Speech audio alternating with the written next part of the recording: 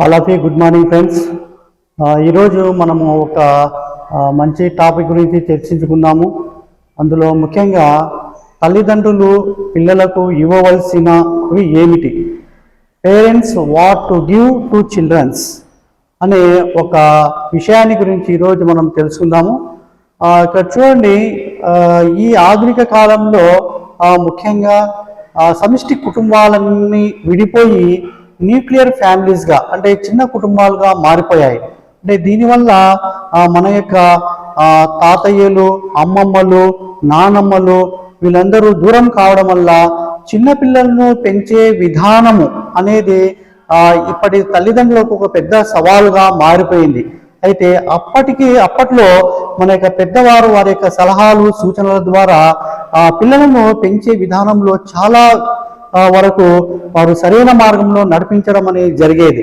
కానీ ఇప్పుడు ముఖ్యంగా ఈ న్యూక్లియర్ ఫ్యామిలీస్లో పిల్లలను పెంచడం అనేది ఒక పెద్ద సమస్యగా మారిపోయింది.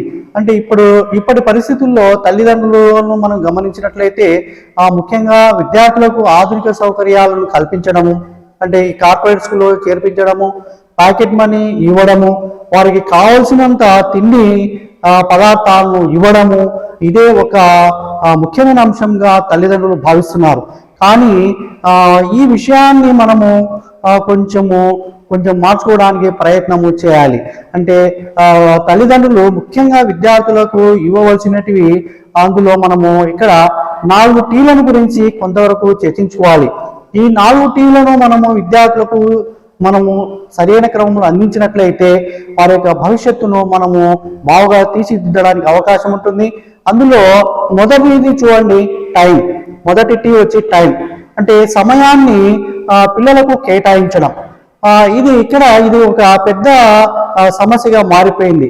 అంటే విద్యార్థులకు మనం సౌకర్యాలు అయితే కల్పిస్తున్నాము, కానీ విద్యార్థులకు మనం సమయాన్ని కేటాయించకపోవడం వల్ల వారిలో ఒక ఆత్మన్యూనత భావం అనేది ఏర్పడాన్ని కూడా మనం గమనించవచ్చు. అందులో ముఖ్యంగా చూడండి, ఒక చిన్న సర్వే ప్రకారము పిల్లలతో ఒక తల్లి 11 నిమిషాలు గడుపుతుందని, తండ్రి 8 నిమిషాలు మాత్రమే ఒక రోజులో గడుపుతున్నారని సర్వే తెలియజేయడం జరిగింది. అయితే ఇక్కడ తల్లి ఫేస్బుక్లో, వాట్సాప్లో లీనం కావడము, తండ్రి వివిధ రకాల ఫోన్ కాల్స్లో మొబైల్కు అటాచ్ కావడము జరుగుతుంది. అయితే ఇక్కడ ఇంతవరకు మనకు ఒక పశ్చిమ బెంగాల్లో జరిగిన ఒక సంఘటనను మనము గమనించినట్లయితే, ఒక టీచర్ గారు విద్యార్థులను ఒక క్వశ్చన్ వేయడం జరిగింది. అంటే మీకు భవిష్యత్తులో మీరు ఏమి కావాలనుకుంటున్నారు? ఆ చిన్న క్వశ్చన్కి విద్యార్థులు కొంతమంది డాక్టర్ కావడము, కొంతమంది టీచర్ కావడం, కొంతమంది ఇంజనీర్ కావడం అని చెప్పడం జరిగింది. కానీ ఆ అమ్మాయి మాత్రము నేను ఒక స్మార్ట్ ఫోన్ కావాలని చెప్పడం జరిగింది. అంటే ఆ టీచరు ముఖ్యంగా చాలా ఆశ్చర్యం కలిగించింది. ఆమె ఈ వింత జవాబుకు అమ్మాయిని ప్రశ్నించినప్పుడు ఆ ఇంట్లో ఆ తల్లిదండ్రులు స్మార్ట్ ఫోన్కు ఎంత విలువ ఇస్తున్నారో, ఎంత ఎక్కువ సమయాన్ని కేటాయిస్తున్నారంటే కనీసం అమ్మాయితో మాట్లాడడానికి కూడా సమయాన్ని కేటాయించడం లేదు. ఇక్కడ చూడండి, ఇంత దారుణమైన పరిస్థితుల్లో మనము ప్రస్తుత పరిస్థితుల్లో గమనించుకోవాలి. అయితే ఇక్కడ మనము పిల్లలను లేదా విద్యార్థులను మనము స్మార్ట్ ఫోన్ల కంటే బాగా చూసుకోవాలి. కానీ ఇప్పుడు మనం ఏం చేస్తున్నామంటే స్మార్ట్ ఫోన్లని పిల్లలుగా మార్చుకుంటున్నాం. కానీ ఆ పిల్లలను స్మార్ట్ ఫోన్ అంత జాగ్రత్తగా మనం పెంచినట్లయితే, సమయాన్ని కేటాయించి వారితో మనం బాగా ఒక సమయాన్ని కేటాయించి మాట్లాడినట్లయితే మనం వారి యొక్క సమస్యల గురించి తెలుసుకోవడానికి అవకాశం ఉంటుంది. ఇక రెండవ టాక్, అంటే విద్యార్థులతో ముఖ్యంగా మనము మనసు విప్పి మాట్లాడడం. అంటే ఇక్కడ ఆధునిక సౌకర్యాలు అయితే కల్పిస్తున్నాము, తల్లిదండ్రుల ప్రేమానురాగాలతో విద్యార్థులతో మాట్లాడడం కూడా వారి యొక్క మనసులో ఉండే భావాలను మనం వెక్కి తీయడానికి, వారిని సరైన విధంగా మార్చడానికి కూడా ఎంతో అవకాశం ఉంటుంది. కాబట్టి విద్యార్థులతో పిల్లలతో సాధ్యమైనంత వరకు మన యొక్క విషయాలను గురించి, వారి యొక్క సమస్యల గురించి మనము మనసు విప్పి మాట్లాడినట్లయితే వారిలో పట్టుదల, ఆత్మవిశ్వాసాన్ని పెంచడానికి అవకాశం ఉంటుంది. తర్వాత రెండవది ముఖ్యంగా టచ్, అంటే ఆత్మీయ స్పర్శ లేదా ఆదర్శ జీవనం. ఇందులో ముఖ్యంగా చూడండి, మనము విద్యార్థులను అతి నియంత్రణ, అతి స్వేచ్ఛ అనేటివి కూడా ఎంతో పాడు చేస్తాయి. కాబట్టి వారిలో ఎక్కువ చదువులు ఎక్కువ షరతులు విధించడం అనేది కూడా మనము చేయకుండా విద్యార్థులను సరైన మార్గంలో మనం పెంచడానికి మనం ప్రయత్నం అయితే చేయాలి.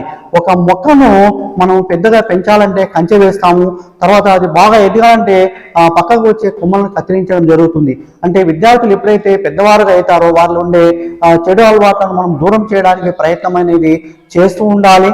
అయితే ఇక్కడ ముఖ్యంగా చూడండి, పిల్లల్లో విద్యార్థులు ముఖ్యంగా మనం గమనించినట్లయితే తల్లిదండ్రుల నుండి చాలా విషయాలను నేర్చుకోవడం అనేది జరుగుతుంది. అంటే ముఖ్యంగా చూడండి, ముఖ్యంగా ఒక ఫాదర్ లేదా తండ్రి సిగరెట్లు తాగడము, మద్యం సేవించడము ఇట్లాంటి అలవాట్లను గమనించిన విద్యార్థులు వారు వాటిని అవలంబించడానికి ప్రయత్నం చేస్తారు. కాబట్టి ఇట్లాంటి చెడు అలవాట్లను మనము విద్యార్థుల దగ్గర చేయకుండా ఉండడానికి ప్రయత్నం చేయాలి. తర్వాత ఇది విద్యార్థులపై శాశ్వత ప్రభావాన్ని కలిగిస్తుంది. ఉదాహరణ చూడండి, తండ్రి లేదా తల్లి ఉదయం 8 గంటలకు లేస్తున్నారు, కానీ విద్యార్థులను మనం 5 గంటలకు లేచి చదవండి అనేది మనం చెప్పినట్లయితే వారిలో ఎలాంటి ప్రభావం అనేది కనిపించదు. కాబట్టి మనలో ఫస్ట్ అంటే పెద్దవారిలో మార్పును విద్యార్థులు గమనిస్తారు. కాబట్టి తల్లిదండ్రులు వారిలో ముఖ్యంగా ఆత్మీయ భావాన్ని కలిగి ఉండే విధంగా అంటే తల్లిదండ్రులు పాటిస్తూ విద్యార్థులకు మనము పాటించమని చెప్పినట్లయితే కొంత ప్రభావం ఉండడానికి అవకాశం ఉంటుంది.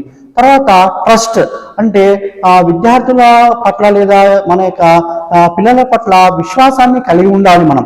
అంటే ఎప్పుడైతే మనం విద్యార్థులకు మనము వారి పట్ల విశ్వాసం అనేది లేకుండా పోతుందో ఆత్మన్యూనత భావం అంటే ఇన్ఫీరియారిటీ కాంప్లెక్స్ అనేది డెవలప్ కావడానికి అవకాశం ఉంటుంది. కాబట్టి విద్యార్థులను మనము దండించడము తర్వాత నిందించడం అనేది ఎక్కువ చేయకూడదు. అంటే కౌమార దశలో చూడండి చాలా మార్పులు అనేవి వస్తుంటాయి. ముఖ్యంగా విద్యార్థులు ఏవైనా తప్పులు చేసినట్లయితే వారిని మనము నివారించడానికి వారికి సరైన మార్గాన్ని చూపడానికి ప్రయత్నం చేయాలి, కానీ వారిని మనం నిందించడం అనేది చేయకూడదు. తర్వాత ఏదైనా తప్పు చేసినప్పుడు నువ్వు ఎందుకు చేశావు అనేది మనము సరిదిద్దడానికి ప్రయత్నం చేసి దానివల్ల తనకు కుటుంబానికి తర్వాత ఇతరులకు ఎలాంటి నష్టం కలుగుతుందన్న విషయాన్ని మనం తెలియజేసినట్లయితే వారిలో మార్పును తీసుకోవడానికి అవకాశం ఉంటుంది. తర్వాత మనము ఏ చిన్న పని బాగుగా చేసినా దాన్ని మెచ్చుకోవడానికి ప్రయత్నం అనేది చేయాలి. అంటే విద్యార్థులను పొగడ్తల ద్వారా మనము చాలా వరకు మార్పు తీసుకుని రావడానికి అవకాశం అనేది ఉంటుంది. కాబట్టి ఇక్కడ చూడండి, ఈ 4 Tలు అంటే ముఖ్యంగా మనము విద్యార్థులకు టైంని కేటాయించడము, తర్వాత టాక్ మాట్లాడటము, తర్వాత ఇంకొకటి మనకు టచ్ ఆత్మీయ స్పర్శను కలిగి ఉండటము, తర్వాత ట్రస్ట్ అంటే విద్యార్థుల పట్ల మనము విశ్వాసాన్ని కలిగి ఉండటం. ఈ 4 మనం విద్యార్థులకు ఇచ్చినట్లయితే మనము పిల్లల జీవితాలను సుగంధభరితం చేయడానికి అవకాశం ఉంటుంది. దీంతో పాటుగా విద్యార్థుల్లో ఇప్పుడు ప్రస్తుత పరిస్థితుల్లో ఉద్వేగాల నియంత్రణ అనేది చాలా ముఖ్యమైన అంశంగా చెప్పుకోవచ్చు. అంటే ప్రతి చిన్న విషయానికి ఏదైనా కష్టం వచ్చినప్పుడు వారిలో సమస్యలు వచ్చినప్పుడు కూడా కోపం, భయం, ఆందోళన విపరీతంగా పెరిగిపోతున్నాయి. అయితే వీటి నుంచి మనము విద్యార్థులను కాపాడుకోవడానికి మనకు మార్గదర్శకత్వాన్ని మనం ఖచ్చితంగా ఇవ్వాల్సి ఉంటుంది. తప్పు చేసినప్పుడు వారిని సరైన మార్గంలో నడిపించవలసిన బాధ్యత కూడా పెద్దల పైన ఉంది. తర్వాత విద్యార్థులను మనము అనుమానంగా చూడకూడదు. అంటే మనము ప్రతి విషయంలో అంటే స్మార్ట్ ఫోన్ విషయంలో కానీ లేదా స్నేహాలు చేయడంలో కానీ మనము వారిని ముఖ్యంగా ఈ విధంగా అనుమానంగా చూడడం ద్వారా వారిలో ఒక న్యూనత భావం ఏర్పడుతుంది. కాబట్టి మనము సరైన విధంగా గైడెన్స్ ఇచ్చినట్లయితే వాళ్ళు వారి యొక్క ప్రవర్తన మార్చుకోవడానికి అవకాశం ఉంటుంది. కాబట్టి ఇలాంటి జాగ్రత్తలన్నీ కూడా తీసుకుని విద్యార్థులను మరియు పిల్లలను కూడా బాగా ఉన్నత స్థితిలో తీసుకుని రావడానికి ప్రతి ఒక్కరూ కూడా ప్రయత్నం చేస్తారని కోరుకుంటున్నాను. కాబట్టి ఫ్రెండ్స్, మన SS Shavali education health personality అనే యూట్యూబ్ ఛానల్ను మీరు అందరూ పంపించండి. తర్వాత ఈ మంచి విషయాన్ని అందరికీ తెలియజేస్తారని కోరుకుంటున్నాను. Thank you friends, thank you for every one, thank you.